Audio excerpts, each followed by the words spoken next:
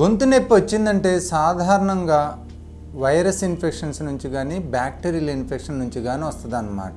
యూజువల్గా సివియర్ నొప్పి వచ్చిందంటే ఎక్కువ మందికి బ్యాక్టీరియా ఆల్రెడీ వచ్చేసిందని అర్థం.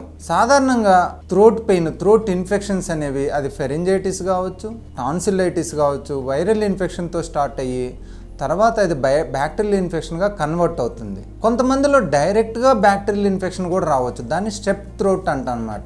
సాధారణంగా చాలామందికి ఏంటంటే స్ట్రెప్టోకోకస్ నుంచి ఈ టాన్సిల్ ఫారింజీ ఇన్ఫెక్షన్ వస్తుంది అనమాట.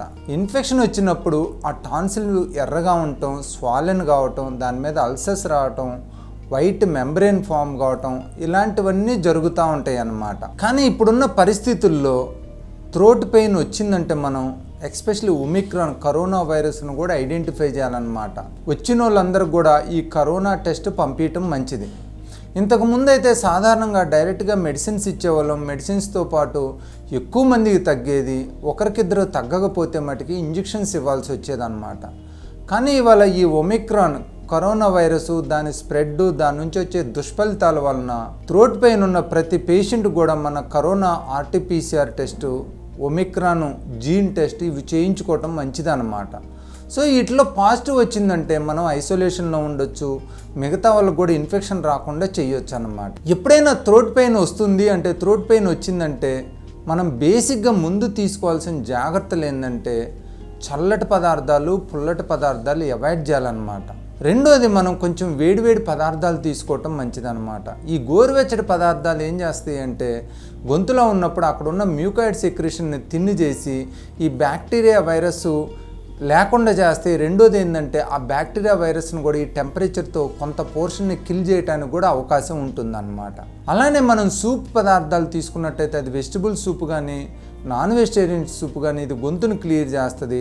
దాంతోపాటు ఈ సూప్లో ఉండే కొన్ని యాంటీ ఆక్సిడెంట్స్ మన బాడీలో ఇమ్యూనిటీని కూడా పెంచి ఇమ్యూనిటీని ఎక్కువ చేసి ఈ ఇన్ఫెక్షన్స్ మనకి ఎక్కువ రాకుండా చేస్తాయి అన్నమాట. అలానే హాట్ షవర్ బాత్ అనేది వెరీ ఇంపార్టెంట్ అన్నమాట. ఈ హాట్ షవర్ బాత్ కనుక మనం కొంచెం ఎక్కువసేపు చేసినట్లయితే మన బాడీ వార్మ్ అవుతుంటుంది, థ్రోట్లో కూడా ఈ సెక్రీషన్స్ అన్నీ బయటికి వెళ్ళిపోతాయి.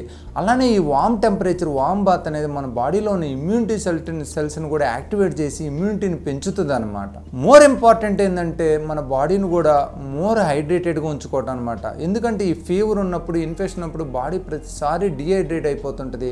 డిహైడ్రేట్ అయిపోయి దానికి హైడ్రేషన్ రానట్లయితే దాంట్లో ఉన్న ప్రొటెక్టివ్ సెల్స్ అనేవి సరిగా పనిచేయకుండా బాడీ రెసిస్టెన్స్ డెవలప్ కాదనమాట. సో మనం బాడీని ఎప్పటికప్పుడు కొంచెం ఎక్కువసార్లు నీళ్లు తాగుతా మనం బాడీని హైడ్రేట్ చేసుకోవాలన్నమాట.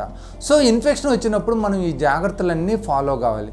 అలానే మనం పొల్యూటెంట్స్కి వీలైనంత వాటికి దూరంగా ఉండాలి. పొల్యూటెంట్స్ వెదర్లోకి వెళ్ళకూడదు, ఎస్పెషల్లీ కోల్డ్ వెదర్లో కానీ మనం బయట తిరగకూడదు అన్నమాట.